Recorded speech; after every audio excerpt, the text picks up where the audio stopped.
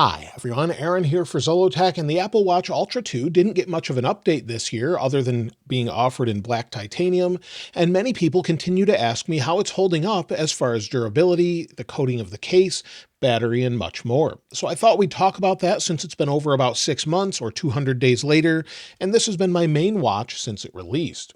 Now, as far as daily use, well, I use this regularly just as a watch for notifications, also for some workouts or basically going for walks.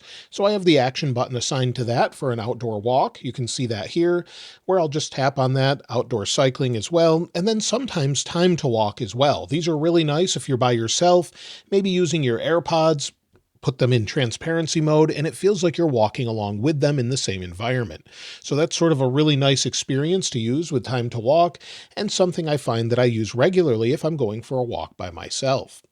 Now, watchOS 11 itself is fairly fine, but it's had a few bugs here and there, mostly affecting overall battery life, and Apple has patched that throughout the year. And with the latest versions of watchOS, Apple keeps adding helpful features, such as the latest one that has to do with alarms, where you can go into an alarm or into your sleep app as well, scroll to the bottom, and you'll see breakthrough silent mode, where sound will always play while wearing the Apple Watch, and that's if it's turned on, and it will break through the silent mode even if you have it set as far as a focus mode goes. So these things are really helpful, and lately we're hearing that watchOS 12 is now said to be getting sort of a design update to match what iOS 19 is said to look like. Of course, we'll have to wait and see, but we do expect to see that in June at WWDC on June 9th.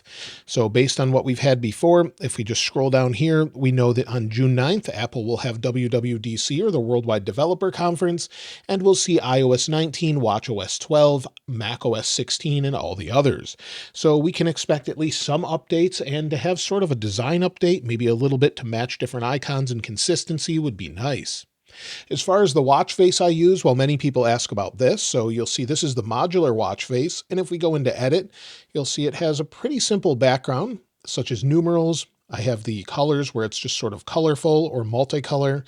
And then also as far as the complications, everyone around the outside edge is fairly standard.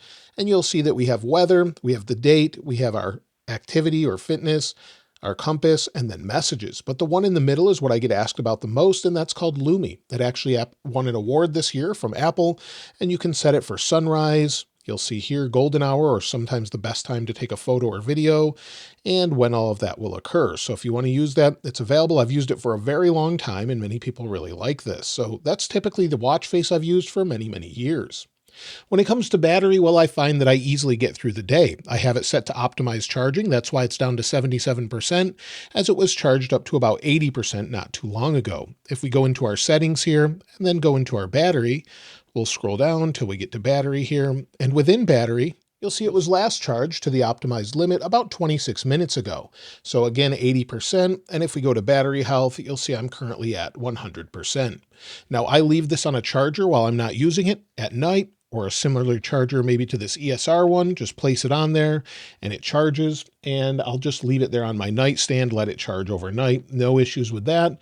It optimized charging, and I have no issues. We also have that nice notification that pops up on your iPhone once it's fully charged. So the battery overall will easily get me through a couple days typically. You'll see I'm down to 77%, and generally it's pretty good. On the Ultra, because it's a larger battery, a couple days is pretty normal. Now, if you're using it to play music, maybe control that with AirPods, have those connected to it. If you're using it with AirPods working out, connected maybe to a workout device at a gym, that's going to drain your battery much faster. So it depends what you do, but if you just wear this regularly, maybe take a walk once in a while, maybe use it for a watch, notifications, it will typically get you through a couple days still. So no issues there. When it comes to overall durability, well, this is probably the number one question I get with this watch. You'll see it does have some wear across the top here as I've scuffed it into different things. You can see that here. So it's definitely noticeable. However, it's not as bad as many have said. So you'll see along the top here, it's scuffed up. And if we go around the outside, you're going to see the same sort of thing. If you bump it into things a lot like I do, well, you're going to experience those scuffs. There's a few odd things here where there's some marks. And if we go around the outside edge, you'll see some of that wear. Now, personally, I don't mind this at all. It's sort of a patina. It shows that you've been wearing it. And you can see the same on the band that I'm using from Nomad. So it's been scuffed up over years, and I really have no issue with that. If we take a look at the bottom, The overall sensor is fine, no real issues there, no cracks, just some fingerprints, and it seems to be fairly durable. If I remove the band here, so let me slide this out, we'll remove the band, you'll see that there are some wear marks there due to the band as well. So again, just normal wear around here as it slides in and out where the band locks in.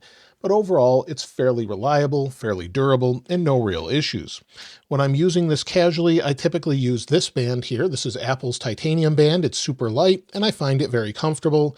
It doesn't seem to pinch my hair on my arms or anything, and it seems to be pretty good. As far as the fit, it's locked in place, no real issues. So I use that quite a bit, and it's fairly lightweight and it breathes well also. So the coating seems to be about the same as before, no real issues there. When it comes to the sapphire display, it's holding up well, no real issues, no scratches, and no cracks or anything whatsoever. I do like how the Ultra sort of protects it. It's a little bit raised above the sapphire display and seems to hold up very, very well. So no issues whatsoever. In fact, I've never had an issue with anything sapphire from Apple, whether that's the lenses on a camera of an iPhone or any other Apple Watch. So that's something I appreciate, as I've really scratched up some of the non-sapphire versions with the glass pretty badly in the past. So that's why I typically opt for sapphire.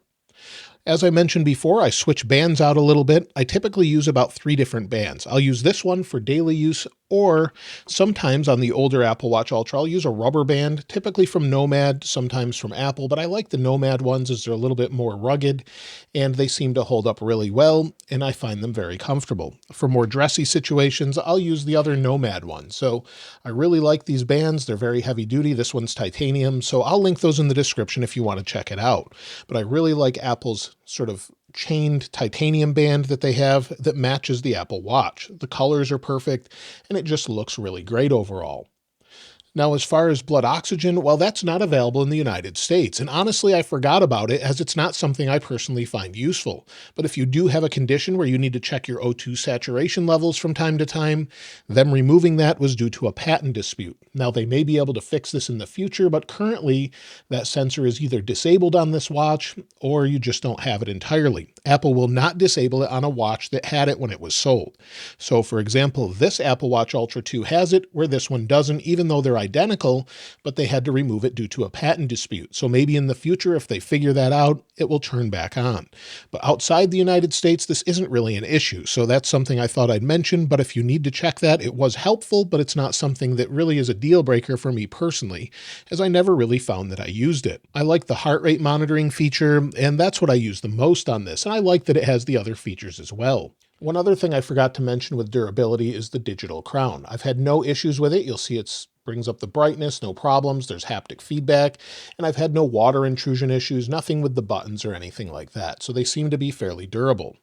Now, as far as 2025, well, hopefully we'll see some sort of update, whether that's through sensors, a slight redesign, maybe some new colors, maybe a red color would be nice.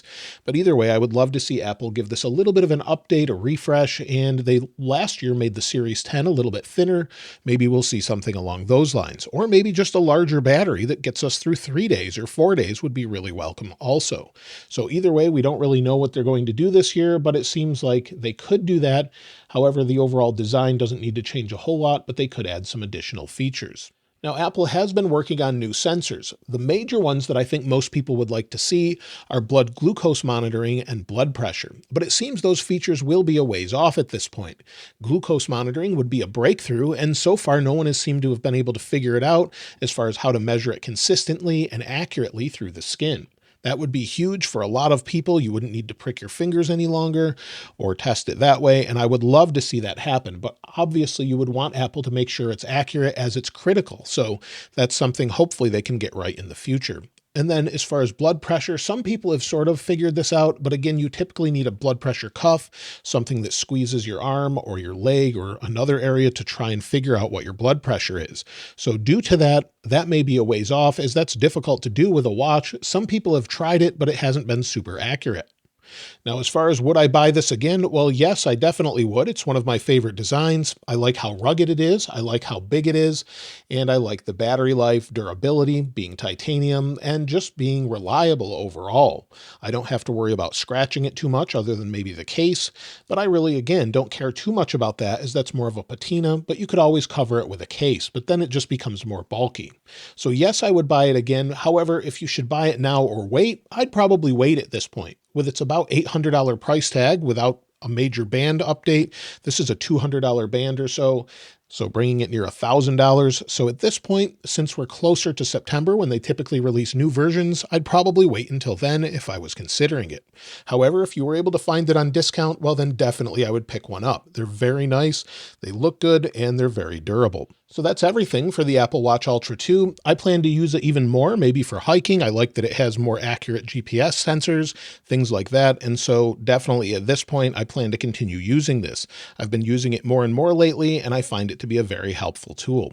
If you have an Apple Watch Ultra 2 or a different Apple Watch, I'd love to hear from you in the comments below as far as your experience and what device you're using. And of course, I'll link this wallpaper in the description like I normally do. If you haven't subscribed already though, please subscribe. And if you enjoyed the video, please give it a like. As always, thanks for watching. This is Aaron. I'll see you next time.